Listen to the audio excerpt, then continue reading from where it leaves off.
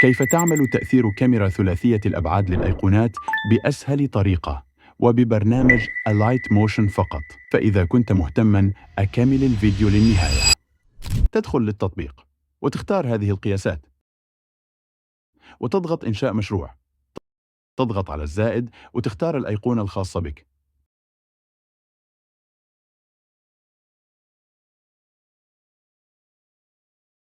تضغط على التأثيرات وتختار هذا الإفكت.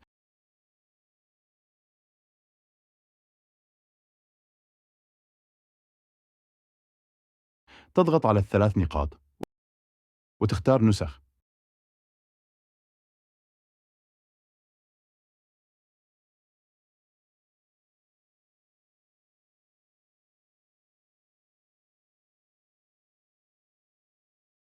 تخفي الإفكتات لتفادي اللاكي. مرة أخرى تضغط على المؤثرات وتختار هذا الإفكت.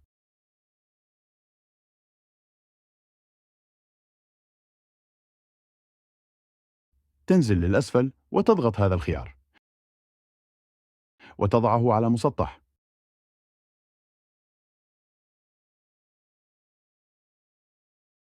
تضغط على هذه الخانة وتختار اللون أسود.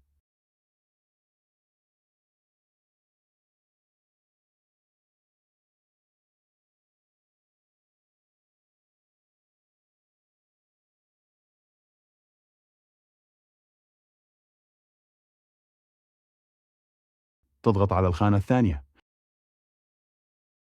وتضع كي فريم.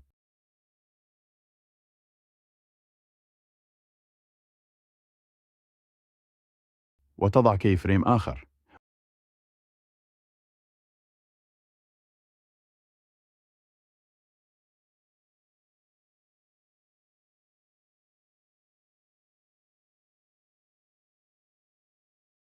وتضع كي فريم أخرى هنا.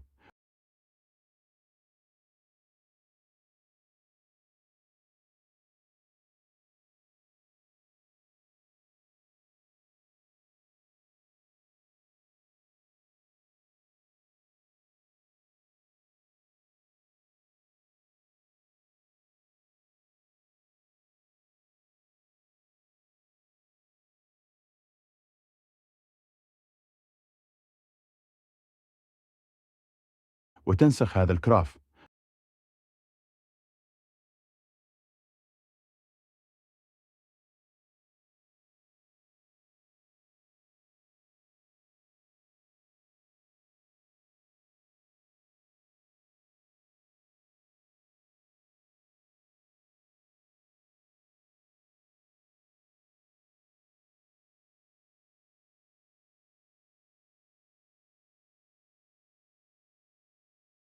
تضغط على المؤثرات وتضع هذا الإفكت.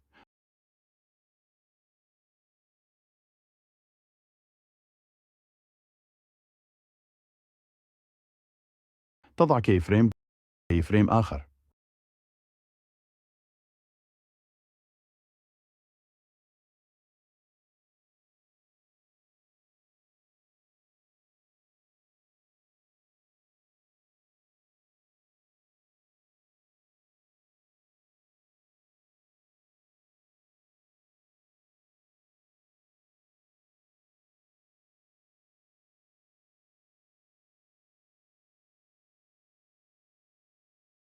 وكي فريم آخر.